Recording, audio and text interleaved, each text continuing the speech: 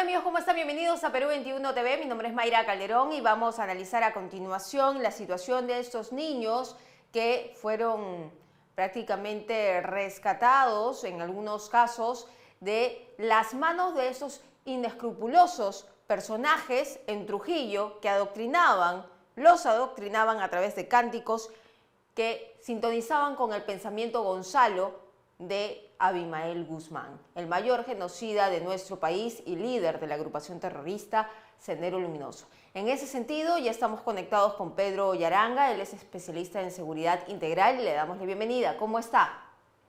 ¿Cómo estás, Mayra? ¿Qué tal? Su primera impresión sobre este operativo de inteligencia de la DIRCOTE, que con mucha paciencia ha podido llegar hasta Trujillo, La Libertad, para poder dar este golpe. Excelente trabajo de los agentes de inteligencia de la DIRCOTE, que es la unidad especializada contra el terrorismo. No nos habíamos imaginado, yo hace tiempo vengo trabajando en la zona de la Libertad, igual no tuve ninguna sospecha, pero obviamente hay que felicitar a la Dirección contra el Terrorismo por este trabajo excelente. Lo otro, ahora lo que concierne al tema del adiestramiento de los niños, esto es consecuencia de lo poco que se ha hecho a través de los años. Los políticos siempre les gusta festejar después de cada acción. Cae Abimael Guzmán, es una fiesta, cae Feliciano, es otra fiesta, y así caen los mandos y festejan. Finalmente, para ellos ya se acabó el terrorismo. De eso se contagian, por ejemplo, algunas personas también, políticos o no, hasta académicos que dicen que Sendero ya no existe, que el terrorismo ya no existe, que lo que existe en el BRAI simplemente es un sicario del narcotráfico. Es decir, están completamente alejados de la realidad y mientras tanto, obviamente, la misma organización Sendero Luminoso, todo esto le favorece y continúa trabajando de una forma bastante sostenida. Sostenida y silenciosa, además, porque no ¿Mm? sabemos hasta el momento si esta facción, Transformación Voluntaria, creo que se llama, eh, está trabajando también con otras organizaciones similares. Se trataría de un clan familiar donde también estarían involucrando a sus propios parientes menores de edad que bajo la fachada de hacer ayuda social repartían juguetes y los adoctrinaban. ¿Qué es lo que debió Estamos hacer el hablando, Estado? ¿Qué es lo que debió hacer el está, Estado desde la captura de Ismael Guzmán?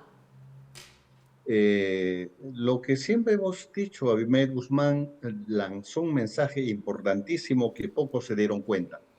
Él decía, sueñan con que con este golpe se ha acabado, cosa que no es cierto, que esto simplemente es un recodo en el camino y la guerra de guerrillas continuará o la lucha armada continuará con nuevas formas de lucha. Consecuencia de ello es que después de la captura de Abimael Guzmán en el 2009, inmediatamente nace el Movadef como frente. Uh Pero -huh. en el 2010, el Movadef prácticamente se convierte en el mismo PSP, Sendero Luminoso. Consecuentemente ya salen otros frentes, otros organismos de fachada como el FUDEP, etcétera, etcétera, a nivel nacional. En este caso estamos hablando de un trabajo igualmente en esa misma línea que lo ha constituido como una ONG. Hasta ahora no sabemos si este señor captaba también financiamiento externo, porque muchas ONGs hacen eso con el tema de derechos humanos, pero lo utilizaba para adiestrar nada menos que a niños inocentes.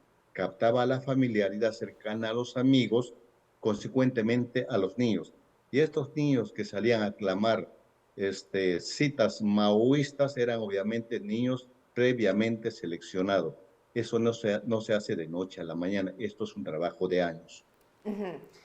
Y lo más curioso es que quien lo hace o quien lo inicia nuevamente es una persona que ha sido excarcelada por el delito de terrorismo. Entonces, mi pregunta es, ¿un terrorista se puede eh, reformar? No, absolutamente no. Hay casos en que algunos se han arrepentido, pero son contados casos. Las cárceles para ellos es un lugar de capacitación, de adiestramiento, de preparación. Este señor estuvo 20 años en la cárcel. Y en los 20 años lo que ha hecho es mañana, tarde y noche repetir marxismo, leninismo, maoísmo, pensamiento Gonzalo. Al momento en que sale, entonces, como es una persona no siendo un dirigente de alto nivel, pero de alta confianza, entonces lo que hace el partido es encargarle tareas. Y él, obviamente, después de haber abandonado la cárcel, lo que hace es inmediatamente implementar todas esas tareas. Y esas tareas era, pues, la concientización y el adiestramiento de los niños. Tengo entendido que él, hasta antes de estar en la cárcel, él era un mando militar, es decir, este señor ha participado en asesinatos selectivos, probablemente en emboscadas, pero una vez capacitado en la cárcel ya tiene el mando político, lo que él estaba haciendo era política. ¿Y con quién tendría relación él actualmente? Si estamos hablando que luego de la muerte de Abimael Guzmán todo se empezó a recomponer desde la cúpula, entonces, ¿él a quién le rinde cuentas? La dirigencia del PCP Sendero Luminoso continúa activa, continúan trabajando. El cargo de Abimael lo está ocupando su segunda esposa momentáneamente porque eso tienen que designar a un responsable en una reunión mucho más amplia, en un congreso. No se va a dar eso, pero mientras tanto está asumiendo la segunda esposa y obviamente el resto de los cargos también debe estar ya integrado principalmente por aquellos que continúan en las cárceles. Y obviamente tienen una directa comunicación con los dirigentes del Movadef que desde Lima están monitoreando todas estas acciones. Si esto pasa en Trujillo, en un barrio bastante importante, probablemente también esté pasando lo mismo en algunas zonas de Lima y obviamente también en algunas ciudades del país. Podría estar entonces ocurriendo en Lima. Pero, señor Yaranga, él, ¿cómo se le conoce entonces dentro de su organización eh, terrorista? Porque si él ha continuado con el trabajo ideológico de Sendero Luminoso a raíz de otra o bajo otra fachada, él debe ser conocido y tiene un alto mando, debe ser conocido también con un alias. Lo que pasa es que los alias ellos suelen cambiar cada cierto tiempo. Ese es un sobrenombre, nombre de combate, dicen ellos, así técnicamente. Y para burlar sobre todo las investigaciones policiales y algunos contactos cada cierto tiempo tienden a cambiar de alias o nombre de combate. No tengo entendido cuál sería en el momento el nombre de combate de esta señora, pero lo cierto es que ellos en las reuniones jamás se identifican por sus nombres, sino por Ajá. su nombre de combate. Y probablemente también que a estos niños la hayan estado induciendo a ese tipo de tareas. Muy bien. ¿Y qué es lo que debería pasar con esos niños, señor Yaranga? ¿O qué debería pasar con el Minedu, por ejemplo, el Ministerio de la Mujer o el gobierno en general para que se evite la captación de menores? Aquí falta toma de decisiones y eso tiene que ver desde arriba. No es cuestión simplemente de culpar a la ministra de Educación, obviamente que no tiene que ver nada, porque esto no es de los últimos años, esto es de varios años. Hay que tener una visión mucho más holística en el país en la lucha contra el terrorismo. Por un lado está en las ciudades principalmente activados de una forma tan cotidiana, utilizando las mismas modalidades que lo hacían antes la gente que está muy cercana a Abimael Guzmán. Eso es el grupo Movadef y la cantidad de grupos de fachada que han nacido en el camino. Y por otro lado, estos remanentes que por el momento ahora se autodenominan como el militarizado Partido Comunista del Perú y que controlan una franja importante en la zona del Brain y que continúan alzados en armas. Ellos con el tiempo podrían juntarse, por supuesto que ambos se necesitan. Y señor Yaranga, esto pudo haber avanzado mucho más rápido en la época de Pedro Castillo. Esa es una cosa interesante, Mayra.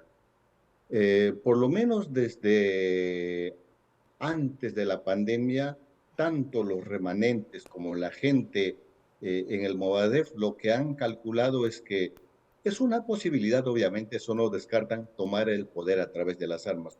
Pero también hay otros caminos, por ejemplo, el tema de la infiltración masiva, no solo en las organizaciones sociales, sino también en los diferentes partidos políticos, en la medida en que los permitan. Todo eso lo hemos visto en el gobierno del señor Pedro Castillo. No hay que olvidarnos que estos dirigentes del Movadef, que es el mismo Sendero Luminoso, estaban mañana, tarde y noche en Palacio de Gobierno, que en los diferentes ministerios ya lo habían copado, ni Ujú. que decir, por ejemplo, de otras instancias. Es consecuencia de todo ese descuido. Muy bien, muchísimas gracias, señor Yaranga, por haber estado con nosotros aquí en este espacio en Perú 21 TV. Buen día. Buenas noches. Bien, era entonces Pedro Yaranga, él es especialista en seguridad integral, estaba con nosotros hablando sobre esta situación, sobre la responsabilidad de todas las autoridades desde la captura de Abimael Guzmán. Así lo ha señalado, pero aparentemente esto habría avanzado mucho más rápido cuando Pedro Castillo llegó al poder. Recordemos que él ya tenía cierta cercanía, porque él se hacía llamar sindicalista del SUTEP con Nari, y que además ganó protagonismo en las marchas del 2017. También tenía reuniones en Palacio de Gobierno, como bien lo ha señalado el señor Yaranga, con miembros en los planillones del Movadef, fachada de Sendero Luminoso. Nosotros vamos a regresar más adelante con más información.